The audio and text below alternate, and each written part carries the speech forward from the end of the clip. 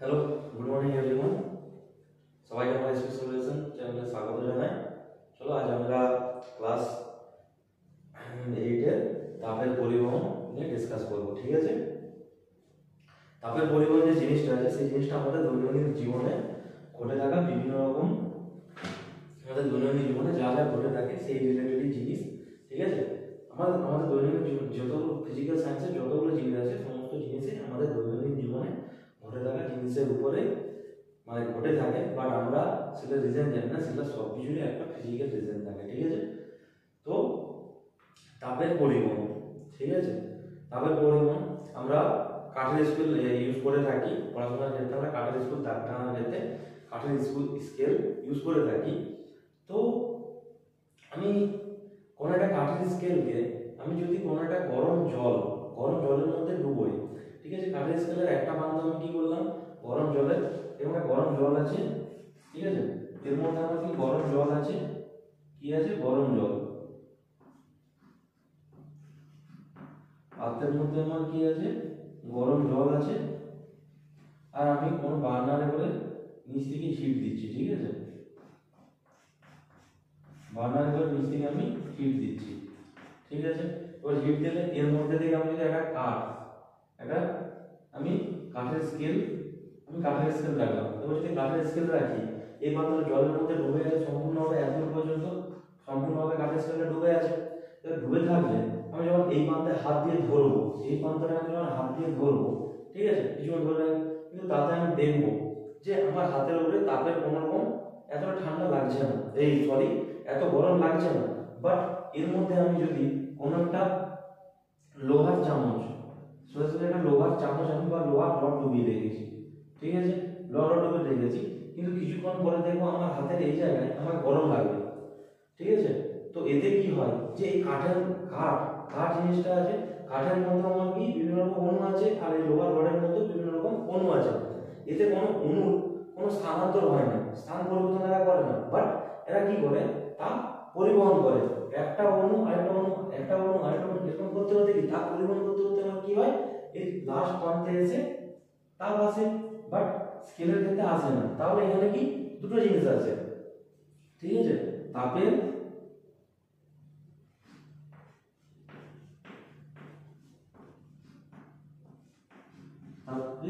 সুপরিবাহী,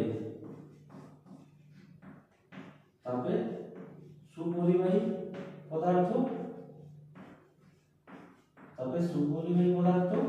আরেকটা জিনিস হলো কি, এটা 1 নম্বর, আর 2 নম্বর হলো কি তাপের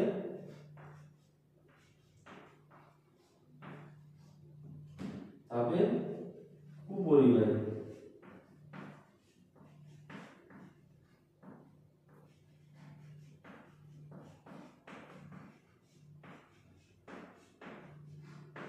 ঠিক আছে, তাপের সুপরিবাহী পদার্থ, তাপের কুপরিবাহী পদার্থ।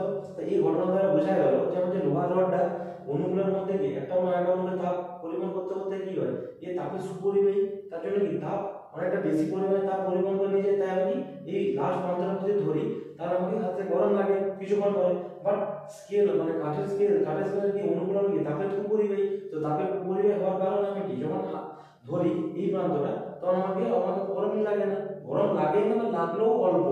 ঠিক আছে, তো তাপের কুপরিবাহী মানে কি কাঠ হবে, কাঠ জাতীয় বিভিন্ন রকম জিনিস তাপের কুপরিবাহী। বা তাপের সুপরিবাহী মানে বিভিন্ন রকম অ্যালুমিনিয়াম, স্টিল, লোহা, এটা কি তাপের সুপরিবাহী। তাহলে এখান থেকে আমরা দুটো জিনিস পেলাম, তাপের পরিবহনের জিনিসটা এসে। তাপ পরিবহন জিনিসটা কি, কোনো পদার্থ আছে, কোনো পদার্থের অণুর এক স্থান থেকে অন্য স্থানে স্থানান্তর হয় না, ঠিক আছে, কিন্তু কি হয়, তাপ একটা অণু থেকে আরেকটা অণুতে তাপ পরিবাহিত হয়। ঠিক আছে, এটাকে আমাকে বলে তাপের পরিবহন। ঠিক আছে, এরপর এখান থেকে আসছি তাপের পরিবহন কি, দুটো পদার্থ পাওয়া যায় এখান থেকে, তাপের সুপরিবাহী আর তাপের কুপরিবাহী। তাপের সুপরিবাহী মানে হচ্ছে কি, যেসব পদার্থ খুব ইজিলি আমাকে তাপটাকে পরিবহন করতে পারে এক স্থান থেকে অন্য স্থানে, তাপটাকে পরিবহন করতে, তাকে বলে তাপের সুপরিবাহী। যেমন কি জলটা গরম আছে, রডটা ডুবে রেখেছি, তাপের এই প্রান্তটা ডুবে আছে, এই প্রান্তটা নেই, কিন্তু রডের অণুগুলো কি করছে, একে অপরের স্থান পরিবর্তন না করে তাপটাকে পরিবহন করে যাচ্ছে কন্টিনিউয়াসলি। করতে করতে করতে আমার কি রডের লাস্ট মাথায় এসে আবার পৌঁছচ্ছে। ঠিক আছে, তাই আবার গরম হয়েছে। বাট কাঠের স্কেল কি তাপের কুপরিবাহী মানে হচ্ছে কি, যে সমস্ত পদার্থ পদার্থ মানে কি তাপ পরিবহন করতে অক্ষম, তাপ পরিবহন করতে অক্ষম, তাকে বলে তাপের কুপরিবাহী। যেমন মানে কি স্কেল, কাঠের স্কেল, তাই কাঠের স্কেল একটা বন্ধ আছে, তাই মনে করতে লাগছে না, এই দুটো জিনিস পাওয়া গেল, মুছে দিই জিনিসটাকে। ঠিক আছে,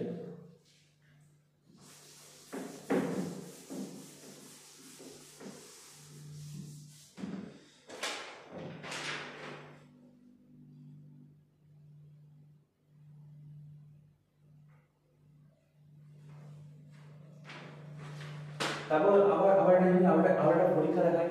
ঠিক আছে, আরেকটা পরীক্ষা যেমন আমার কি আছে যে আমি কেমন একটা মোমবাতি দিলাম। ঠিক আছে, এটা আমার মোমবাতি, এটা আমার কি মোমবাতি। ঠিক আছে, এবার কি মোমবাতিটা আমার জ্বলছে। ঠিক আছে, এখন আমি কি করলাম, এর মধ্যে মোমবাতিটা আছে, তো মোমবাতিটার মধ্যে আমি কি করলাম, এখানে আমি তাপের সুপরিবাহ করে চেষ্টা করলাম। এবার আমি কি করলাম, পেন্সিল নিলাম। ঠিক আছে, এরকম একটা পেন্সিল নিয়েছি, পেন্সিল, এটা পেন্সিল। ঠিক আছে, এটা একটা পেন্সিল, আর এটা কি আমার মোমবাতি। পেন্সিল আর মোমবাতি। এবার কি করলাম, এর মধ্যে আমি কি করেছি, পেপার জড়িয়ে রেখেছি। পেপার জড়িয়ে রেখে আমি পেন্সিলটাকে মোমবাতি শিখার মধ্যে দিলাম। আর মোমবাতি শিখার মধ্যে যখন দিলাম, তাতে আমি কি করলো, যে পেপারটা আমার জলদি পুড়ে গেল, কাগজ আমার কি জলদি পুড়ে গেল। বাট এটা কি করলাম, এবং কোনো একটা লোহার রড নিয়েছি। ঠিক আছে, এটা কি লোহার রড, লোহার রড নিয়েছি, লোহার রডটাতে আমি একদম সিমভাবে কাপড় জড়ালাম।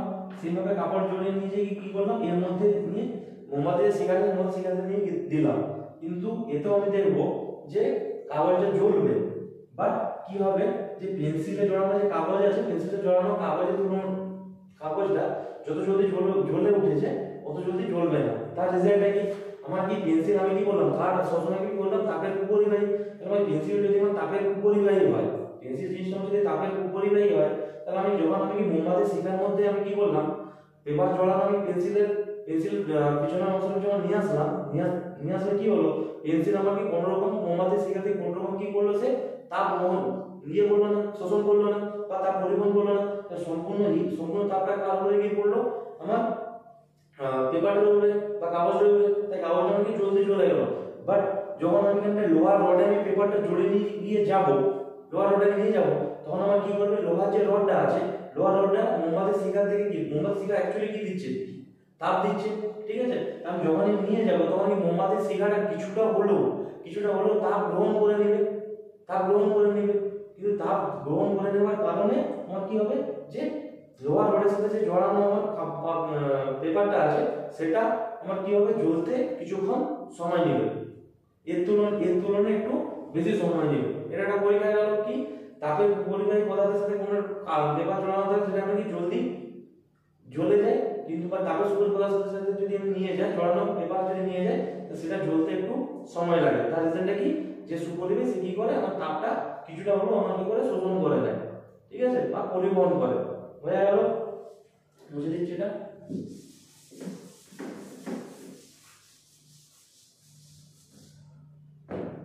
তারপর আমি কি করলাম, এরকম একটা পেপার আছে। ঠিক আছে, এরকম একটা পেপার আছে, পাতলা পেপার, আমরা যে পেপারগুলো লিখি, এটা পাতলা পেপার নিলাম। এবার পাতলা পেপারগুলো আছে, পাতলা পেপারটাকে আমি একটু কি করলাম, ভাঁজ করে একটু মুড়ে দিলাম, তার মধ্যে আমি কি করলাম, জল রাখলাম। জল রাখতে গেলে একটা পেপার আছে, এই যে পেপারটাকে আমি কি করছি, এরকম করে ভাঁজ করে দিলাম। ঠিক আছে, এরকম করে ভাঁজ করে এর মধ্যে আমি কি ইজিলি আমি এই জায়গায় জল রাখতে পারি, ইজিলি। ঠিক আছে, বা আরো ভাঁজ করে নিই, আমি এই জায়গাটার মধ্যে আমি ইজিলি জল রাখতে পারি, জল রাখলাম। এবার জল রাখার পরে আমি এখানে কোনো একটা বার্নার জ্বালিয়েছি। ঠিক আছে, জ্বলছে। ঠিক আছে, এবার আমি কি করলাম, এখানে নিয়ে গিয়ে রাখলাম এই জিনিসটাকে, এখানে নিয়ে গিয়ে আমি যখনই রাখবো পেপারটাকে, তখন আমাদের মাথায় অ্যাকচুয়ালি আসবে কি, আমাদের মাথায় অ্যাকচুয়ালি এই জিনিসটাই আসবে যে পেপারটা সবার ফার্স্টে পুড়ে যাবে, কিন্তু এখানে কি হবে, এখানে একটা জিনিস মাথায় খেয়াল রাখতে হবে, পেপারটা পুড়বে না। ঠিক আছে, পেপারটা পুড়বে না, তার রিজনটা হচ্ছে কি, জলের যে সূচনাঙ্কটা কি এর তুলনায় অনেক কম। ঠিক আছে, পেপারের যে উষ্ণতা কি পেপারকে জ্বলতে গেলে কি পেপারের উষ্ণতা লাগবে, যে উষ্ণতায় পেপারটা জ্বলবে বা যে হিটের জন্য, তার তুলনায় কি আমার যে জলটা আছে জলের সূচনাঙ্ক অনেক আমার কি হয় কম হয়। তাহলে আমি যখনই জলটা দিয়ে করবো এটাকে একটা পাতলা পেপার, আমি যখনই বার্নারের উপরে রাখবো জলের সূচনাঙ্ক কম হওয়ার কারণে আমার কি হবে জলটা আমার ফুটতে স্টার্ট করে দেবে, জলটা আমার কি হবে ফুটতে স্টার্ট করে দেবে। বাট আমার কি হবে এই পেপারটা যে আছে পেপারটা আমার পুড়বে না, জলের সূচনাঙ্ক কম হওয়ার কারণে জলটা ফুটতে স্টার্ট করে দেবে। ঠিক আছে, কিন্তু আমি সেম জিনিসটাই আমি একটা মোটা পেপার নিই, এটা মোটা পেপার নিলে বলে কি পাতলা পেপারের জন্য হিটটা আমাকে ট্রান্সফার হয়ে যাচ্ছে জলে, তাই জলটা ফুটে যাচ্ছে, জলের সূচনাঙ্ক কম হচ্ছে, জলটা ফুটে যাচ্ছে। বাট আমার যখন মোটা পেপার নেব, মোটা পেপারের ক্ষেত্রে আমার কি হবে যে পেপারটার মধ্যে দিয়ে হিটটা এই যে পেপারটা যে বার্নার হবে পেপারটার মধ্যে দিয়ে হিটটা জলের মধ্যে ট্রান্সফার হতে মোটা পেপার হলে অনেক টাইম লেগে যাবে। তো ট্রান্সফার হওয়ার আগে কি হবে বেশি হিট দেওয়ার কারণে আমার কি পেপার নিজের থেকে হিট শোষণ করতে করতে নিজের থেকে উষ্ণতা চেঞ্জ হবে, জ্বলে যাবে, উষ্ণতা বেশি হলে যে জিনিস জ্বলা ছিল জ্বলে যাবে। বাট এই পাতলা পেপারের ক্ষেত্রে আমার কি হবে, পাতলা পেপারের ক্ষেত্রে আমার কি বার্নার থেকে যে হিটটা দিচ্ছে সেটা কি পাতলা পেপারের মধ্যে ইজিলি ট্রান্সফার হয়ে যাবে জলে, ইজিলি ট্রান্সফার হওয়ার কারণে আমার কি জলটা ফুটতে স্টার্ট করে দিবে, তাই পেপারটা পড়বে না। বাট মোটা পেপারের ক্ষেত্রে কি জলে পৌঁছাতে বেশি সময় লাগবে, জলের মধ্যে হিটটা পৌঁছাতে বেশি সময় লাগে, তাই আমাকে মোটা পেপার রাখলে সেক্ষেত্রে মোটা পেপারটা পুড়ে যাবে, সেক্ষেত্রে জলটা ফুটবে না। আর এই সেম পরীক্ষাটাই আমি একটা কি বেলুন আছে, বেলুনের মধ্যে জল ভরে যদি রাখি, সাপোজ আমরা দেখেছি কি সাপোজ কোনো একটা বেলুনকে আমি ফুলালাম, আমি বার্নারের সামনে নিয়ে গেলাম, বেলুনটা ফেটে যায় সাথে সাথে, ঠিক আছে, কিন্তু বেলুনের মধ্যে আমরা কি জল ভরলাম, জল ভরে আমি কি যে অংশতে জল ভরা আছে সেই অংশ যদি নিয়ে যায় বেলুনটা ফাটবে না। ঠিক আছে, এটা হচ্ছে একটা কি প্র্যাকটিক্যাল এক্সাম্পল।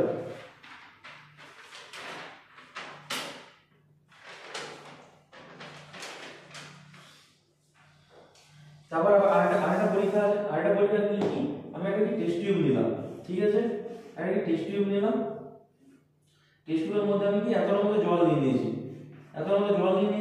আর এর মধ্যে একটা বরফের টুকরোটাকে কি করলাম, বরফ অ্যাকচুয়ালি কি আমরা দেখেছি কি বরফের জল জমে বরফ হলে কি বরফের আমার কি আয়তন বাড়ে, ঠিক আছে, আয়তন বাড়ে আর কি জলের আয়তন বরফের আয়তন বাড়ে।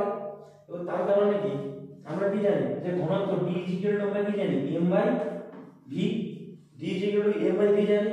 তাহলে আমার কি জল জমে যদি বরফ হয় তাহলে কি জল জমে বরফ হলে কি বরফের আয়তন বেড়ে যায়, মানে কি v এর মানটা বেশি, তাহলে v এর মান বেশি হওয়ার কারণে কি d ঘনত্ব, d মানে আমার কি ঘনত্ব আমার কি হবে কম হবে বরফের, যার v এর মান যত বেশি হবে, মানে কি আমি যদি v এর মান যত বেশি মানে কি m কে আমি ভাগ করছি v দিয়ে, তাহলে যার v এর মান যত বেশি তার d এর মান তত কম হবে। ঠিক আছে, তো ঘনত্ব কম মানে কি এটা কার বরফের ঘনত্ব কম, কার তুলনায় জলের তুলনায়। তার কারণ কি জল জমে বরফ হলে বরফের আয়তন বাড়ে, তাহলে ঘনত্ব কম হওয়ার কারণে যেমন কি বরফ কি ভাসার কথা, বরফকে আমি যদি ছেড়ে দিই জলটা মধ্যে ভাসতে থাকবে, তার জন্য আমি কিন্তু কিছু একটা লোহার তার বেঁধে দেবো, যার কারণে আমি কি হবে বরফটা এইসব জায়গায় এসে অবস্থান করবে। ঠিক আছে, এরপর আমি কি করব কোনো কিছু দিয়ে এই বার্নারটার এই যে বার্নারটা আছে বার্নারটার উপরে এটাকে ধরবো, বার্নারটার উপরে আমি এই আর বরফটা আমার এখানে থাকবে। ঠিক আছে, কোনো একটা কিছু দিয়ে আমি কি করব এই যে ইয়েটা আছে পিপেটটা আছে এটাকে আমি কি করব এর উপর দিয়ে ধরবো।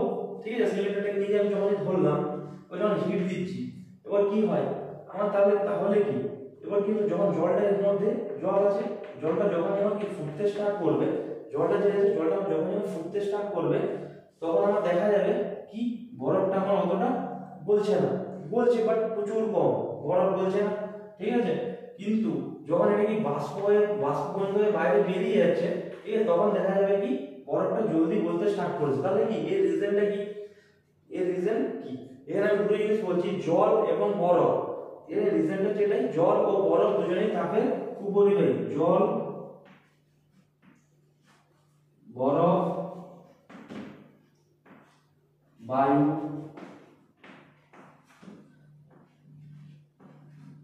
এরা তাপের উপরিবাহী।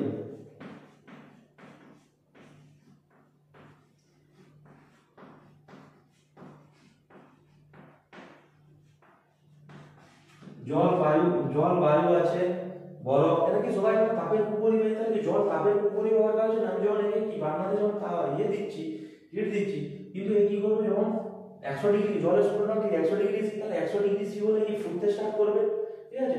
কিন্তু ফুটতে স্টার্ট করলে কি এ কি করে, জল কি তাপের কুপরিবাহী, তাই সে কি করবে, জল কখনো আমার কি করবে, আমার কি তাপ পরিবহন করবে না বরফকে দেওয়ার জন্য। তাপ যেহেতু জল পরিবহন করবে না, তাপ পরিবহন না করার জন্য কি বরফটা সেই মুহূর্তে অনেক ধীরে ধীরে গলবে। যেটুকু পরিবহন কিছুটা হলেও তো পরিবহন করে, তো বললে তাই ধীরে ধীরে গলবে। এবার যখন আমার কি বাষ্পে রূপান্তরিত হচ্ছে, তাহলে বাষ্পে রূপান্তরিত হতে গেলে হলে কি আমার কি এখানে জলের পরিমাণ কম হতে থাকবে।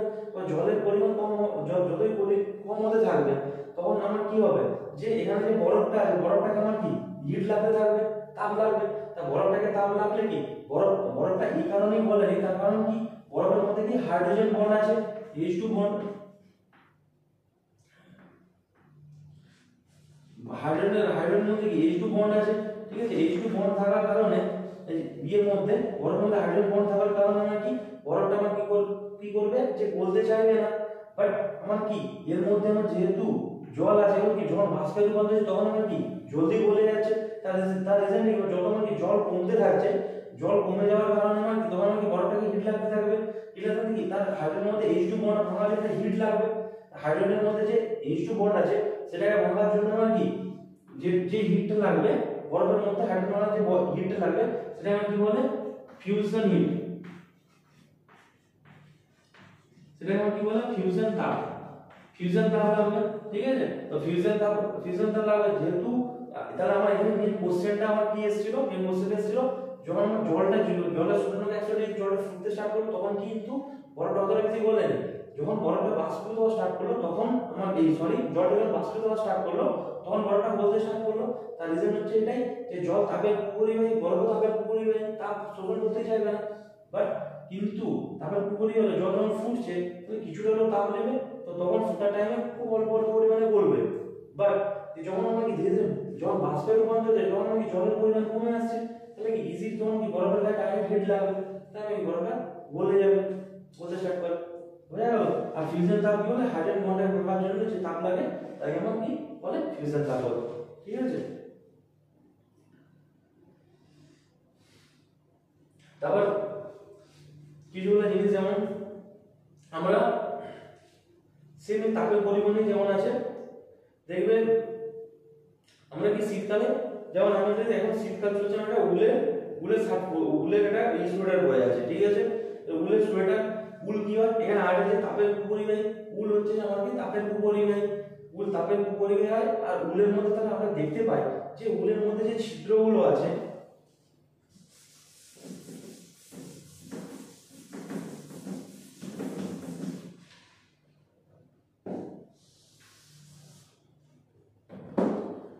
কি উলের জামা শীতকালে এই কারণে পরে, উলের জামা শীতকালে পরলে আমাদের গরম লাগে কেন, গরম লাগে বলছি, যে ঠান্ডা কেন লাগে না। ওই যে উল কি হয়, আমার তাপের কুপরিবাহী, উল তাপের কুপরিবাহী হওয়ার কারণে আমাদের কি বাইরের পরিবেশ ঠান্ডা থাকে, আমাদের বডি তো নির্দিষ্ট একটা টেম্পারেচার থাকে, আমাদের বডির মধ্যে একটা নির্দিষ্ট টেম্পারেচার 98.4 ডিগ্রি ফারেনহাইট, ঠিক আছে। এই টেম্পারেচারটা আমাদের কি শরীরের মধ্যে থাকে। ওই বাইরের পরিবেশ ঠান্ডা হওয়ার কারণে বাইরের পরিবেশটা আমার কি হতে যায়, আমার শরীর থেকে তাপ শোষণ করে নিজে গরম হতে যায়। তাই আমার শরীর থেকে কি নিজের শরীরের মধ্যে আমার নির্দিষ্ট তাপ আছে, তো সেই তাপটা ও যদি শোষণ করে নেয়, তাহলে আমাকে ঠান্ডা লাগবে, তাহলে আমাকে ঠান্ডা লাগবে না, সে শোষণ করে নিতে চাইছে। তার জন্য আমি কি সেই কারণে আমরা কি শীতকালে কোনো উলের সোয়েটার পরে থাকি। উলের সোয়েটার পরলে আমরা কি দেখে থাকি, উলের মধ্যে আমার কি ছিদ্র থাকে, এত না পুরো পিওর যে বন্ধ সেটা তো নয়, উলের মধ্যে ছিদ্র থাকে। বাট ছিদ্র থাকলে তাহলে আমরা বলতে সেই ছিদ্র দিয়ে আমাদের শোষণ করে দিতে পারে তাপ, কিন্তু না করতে পারে না। কি আমি একটু আগে বললাম যে বায়ুও তাপের কুপরিবাহী হয়। যে জায়গায় আমার উলের ছোট ছোট বিন্দু সূক্ষ্ম যে ছিদ্র রয়েছে, সেগুলোর মধ্যে কি বায়ুর বন্ড থাকে, বায়ু আমার কি হয়, বায়ু দ্বারা বদ্ধ থাকে। আর বায়ু আমার কি হয়, তাপের কুপরিবাহী হয়। তাই আমার বডির ভিতর থেকে যে তাপটা আছে, বডির নিজের ভিতরে যে তাপটা আছে, সেটাকে আমার কি হতে হয়, বাইরের পরিবেশকে শোষণ করতে দেয় না, বা ওদের যে তাপ পরিমাণের ক্ষমতাটা সেটাকে প্রচুর কম করে দেয়। তার জন্য আমাদের কি উলের সোয়েটার পরলে আমাদের ঠান্ডা লাগে। তাপ পরিমাণ এমন আসছে, ও কি করবে, আমার শরীরে এসে আমার শরীর থেকে তাপ নিতে চাইবে, আর আমাকে ও তাপ পরিবহন করতে চাইছে না, ঠিক আছে। তো এটা থেকে যে উলের সূত্র ছিদ্র মধ্যে কি বায়ু থাকে, বায়ু কি করে তাপের উপরিবাহী, তাই কি তাপের উপরিবাহী কি তাপ নিচ্ছে না, তাহলে আমার বডির যে টেম্পারেচার সেটা কি ফিক্সড থাকবে নিজের মধ্যে যেটা আছে, তাই আমার কি হয় বডি উলের সোয়েটার পরলে ঠিকঠাক থাকে, গরম থাকে, বোঝা গেল। তারপর আমরা কি কম্বল আমরা ঢাকা নিই, ঠিক আছে। আমরা রাত্রে ঘুমানোর সময় ব্ল্যাঙ্কেট কম্বল এসব জিনিস ঢাকা নিয়ে থাকি। বাইরে আমরা যে রুম টেম্পারেচার রুমের মধ্যে ঘুমাই, বেডের উপরে রুমের মধ্যে ঘুমাই, ঠিক আছে, সেটা ঠিক আছে। বাট রুমের মধ্যে আমি যখন ঘুমাচ্ছি তোমার বাইরের পরিবেশটা আমার কি আছে ঠান্ডা আছে, রুমের টেম্পারেচারটা নির্দিষ্ট ঠান্ডা, তাতে আমার কি নর্মাল আমি যদি থাকি তাতে ঠান্ডা লাগবে, তার মধ্যে কি কম্বল বা ব্ল্যাঙ্কেট কিছুটা ঢাকা নিলাম বা লেপ ঢাকা নিলাম, তাতে আমার কি হয় যে এতে বাইরের আমার শরীরের মধ্যে নির্দিষ্ট একটা হিট আছে, শরীরের যে বডির, বাট বাইরের পরিবেশের যে তাপ, বাইরের পরিবেশে কম টেম্পারেচার আছে, সেটাকে আমার কি হচ্ছে যে ও একটা বাধা হিসেবে কাজ করছে না, আমার শরীর থেকে বাইরে কাউকে সেখান থেকে হিট নিতে দিচ্ছে বা বা আমার শরীর থেকে ছেড়ে দিচ্ছে। একটা হচ্ছে আমার শরীর থেকে ছেড়ে দিতে দিচ্ছি না আমি, আর একটা হচ্ছে ও বাইরে থেকে ঢুকতে পারছে, এটা বাধা হিসেবে কাজ করে কম্বল ব্ল্যাঙ্কেট লেপ, ঠিক আছে, এটা বাধা হিসেবে কাজ করে মিডিলে। বাধা হিসেবে কাজ করার জন্য কি আমার বডির মধ্যে যে টেম্পারেচারটা সেটা ফিক্স থাকে, তাই আমাকে ঠিকঠাকই লাগে, বোঝা গেল।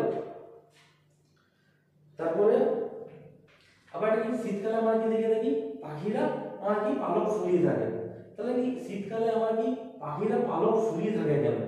তিন নম্বর যে শীতকালে পাখিরা পালক এই কারণেই ফুলিয়ে থাকে যে ও যে যখনই পালকটা ফুলিয়ে থাকবে, পালক ফুলিয়ে থাকলে পালকের মধ্যে যে বায়ুগুলো আছে বায়ুকে টোটালি কভার করে রাখে, আর নিজের শরীরের ওর পাখিদের নিজের শরীরের একটা হিট আছে, ঠিক আছে। এবার যেহেতু পালকটাকে ফুলিয়ে দেয়, পালকটা ফুলিয়ে দিলে কি দুটো পালকের মিডিলে যে গ্যাপটা সেটা কি বায়ু দ্বারা বন্ধ হয়ে যায়, আর বায়ু গিয়ে তাপের উপরই হয়, বায়ু তাপের উপরই হওয়ার কারণে ওর বডির হিটটাকে বাইরে ট্রান্সফার হতে দেয় না, না বাইরের থেকে ভিতরে আসতে দেয় তাপের উপরে, বা এখানে বায়ুটা ওর বাধা হিসেবে কাজ করে, বাধা হিসেবে কাজ করার জন্য বডি টেম্পারেচারটাকে নিজের মধ্যে থাকতে দেয়, বাইরে আসতে দেয় না, তাই কি ভালো ফুলি বসে থাকলে ওকে কি হয় আরাম লাগে, বডি গরম থাকে, শীতকালে বাইরে বসে লাগে, বোঝা গেল।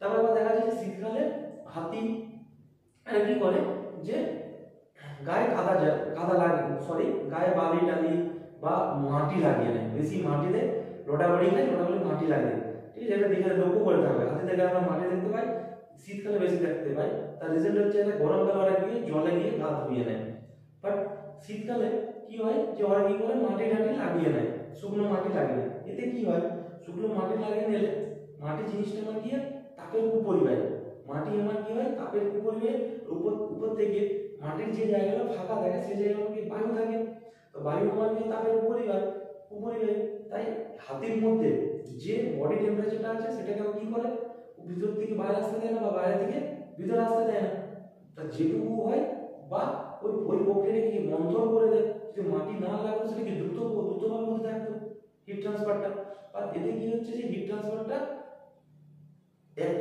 উপরিবাহী আর হলেও সেটা নগণ্য বা মন্থর করে দেয়, তাই হাতি এরকম ভাবে থাকে, তাই ওকে বডি গরম থাকে, আরাম লাগে।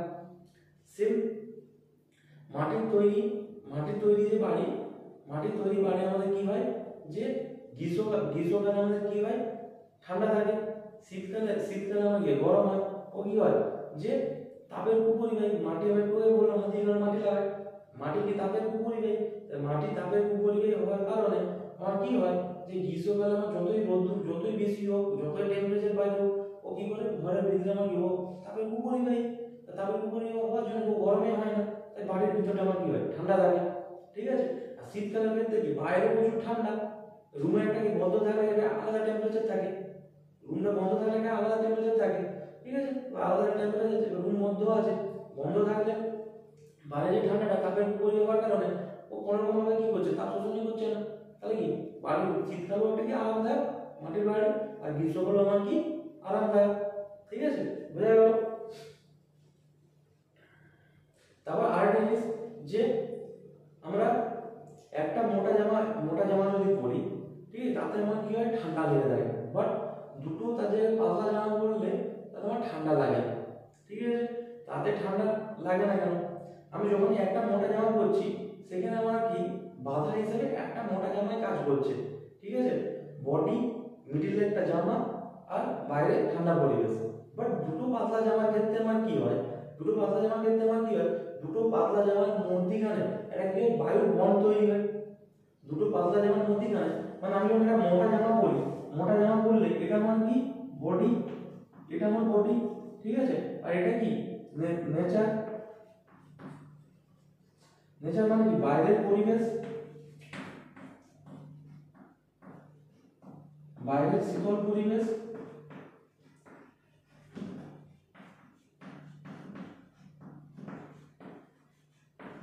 এটা মানে বাইরের শীতল পরিবেশটা।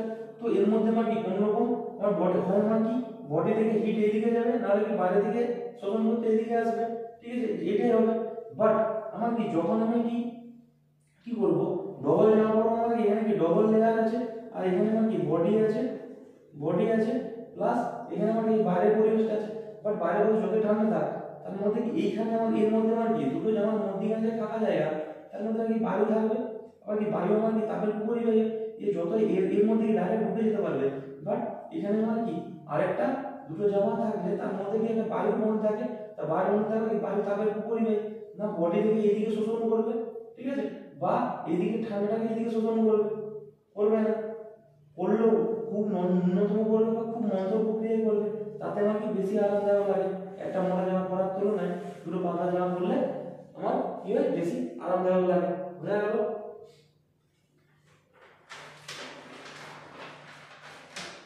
তারপর আমার কি আমি একটু আগে বললাম যে বরফ আমার কি তাপের পরিবাহী, বরফ আমার কি তাপের পরিবাহী। এই কারণে আমার কি হয় যে গ্রিনল্যান্ড মানে যেগুলো শীতপ্রধান আছে, শীতপ্রধান দেশে আমরা কি ইগলু দেখতে পাই। ইগলু মানে হচ্ছে কি বরফের তৈরি বাড়িকে আমার কি বলা হয়, ইগলু বলা হয়। কি বলা হয়, বরফের তৈরি বাড়িকে কি বলে, ইগলু বলে। মানে ইগলু বলতে কি হয়, যেহেতু আমার কি বরফ আমার কি তাপের পরিবাহী, তাই মানে যদি ভিতরে যখন ইগলুর ভিতরে গরম হয়ে যায়, ইগলুর ভিতরে বরফ কি গরম করবে, তাপ গরম করতে চায় না, তাপের পরিবাহী, তাই ভিতর গরম হয়ে থাকলে ইগলুর ভিতরে গরম থাকে, তাই শীতপ্রধান দেশের মানুষ বরফের তৈরি বাড়ি ইগলুর মধ্যে আরামসে থাকতে পারে। বোঝা গেল? তারপর কি গ্রীষ্মকালে, তাহলে গ্রীষ্মকালে আমাদের কি হয় যে আমাদের পুকুর আছে, পুকুরে আমার কি হয় গ্রীষ্মকালে পুকুরের জল আমার কি হয় প্রচুর গরম হয়ে পরিতল। বাট জল আমি কি বললাম তাপের পরিবাহী, তাও আমার কি হয় সারাদিন ধরে রোদ্দুর হয়েছে, তাহলে কি রোদ্দুর হলে কি জলের উপরিতল গরম হয়ে যায়, জলের উপরিতল গরম হয়ে যায়, বাট নিচের দিকে অতটা হিট ট্রান্সফার হয়, নিচটা আমার কি ঠান্ডা থাকে। আবার কি শীতকালে সেম এত ঠান্ডা থাকে সারা রাত ধরে, তো আমি সকালে যখন স্নান করবো, স্নান করলে কি হবে জলের উপরিতল ঠান্ডা লাগে, বাট যাদের ডুব দিয়ে অভ্যাস আছে ভিতরে চলে যায় সাঁতার কাটতে আনে, তারা দেখবে ভিতরে গেলে দেখবে কি জল গরম থাকে, ঠিক আছে। তার কারণ কি তাপের পরিবাহী, উপরের জল অনেকক্ষণ ধরে ঠান্ডা ও শীতল পরিবেশে আছে, উপরের জল তাপ ঠান্ডা হয়ে যায়, বাট নিচে কি তা পরিবাহিত হয় না। তা পরিবাহিত না হওয়ার কারণে কি ও গরম আর যেমন হিসেবে গরম থাকে, সে তাই শীতকালে নিচের জল গরম থাকে। আবার কি গ্রীষ্মকালে আবার কি হয়, গ্রীষ্মকালে সারাদিন রাত রোদ্দুর আছে, সারাদিন রোদ থাকার কারণে আমার কি হয় রোদ্দুর থাকার কারণে উপরের জল তাপ গরম হয়ে যায়, বাট তাপের পরিবাহী নাকি নিচে আমার কি হিট যাবে না, তলদেশে কি জল ঠান্ডা থাকে। তাই আমার কি একটা যখন জলজ মানে ধরে যেমন মাছ ধরে, মাছের ক্ষেত্রে আমার কি হয়, তাই মাছ কি করে গ্রীষ্মকালে কখনো আমার কি হয় জলের উপরে আসে না, জলের নিচেই থাকে ঠান্ডা শীতল পরিবেশে। আবার কি শীতকালে কি জলের উপরে আসলে কি হবে ঠান্ডা লাগবে, তার জন্য কি নিচে গরম জলের মধ্যেই থাকে, ঠিক আছে। তো বোঝা গেল এই জিনিসটা। তো আজকের মতো আমাদের এখানে এই জিনিসটা আমাদের কি তাপের পরিবহন জিনিসটা বোঝা গেল। তাপের পরিবহন কাকে বলে, তাপের পরিবহন বিভিন্ন রকম পরীক্ষা, তার কেন গুলি স্টুডে ব্যবহার করি, কেন হাতিরা কেন গায়ে ধুলো লাগিয়ে থাকে, দুটো জামা পরলে একটা মোটা জামা পরার তুলনায় দুটো পাতলা জামা পরলে কেন বেশি আরামদায়ক, মাটির বাড়ি কেন গ্রীষ্মকালে বেশি আরামদায়ক, শীতকালে দেশে মানুষের ইগলুর মধ্যে থাকে কি করে, ঠিক আছে। তো বোঝা গেল। তো এখানে তাপের সুপরিবেশ, তাপের পরিবেশ জিনিসগুলো বুঝলাম। তো তাপের সুপরিবেশ, তাপের সুপরিবেশ লোহা, অ্যালুমিনিয়াম, সীসা, টিন, তাপের সুপরিবেশ। তাপের সুপরিবেশ যেমন আমি কি পেলাম বায়ু পেলাম, জল পেলাম, বরফ পেলাম, ঠিক আছে, বোঝা গেল। তো আজকের মতো তাপের পরিমাণ এখানেই শেষ হয়, ঠিক আছে। পরের দিন আমি তোমাদের তাপের পরিচলন জিনিসটা নিয়ে ডিসকাস করবো। তো ভিডিওগুলো ভালো লাগলে অবশ্যই লাইক করার চেষ্টা করবে। তো আজকের মতো চলো নেক্সট ক্লাসে দেখা হচ্ছে। Thank you.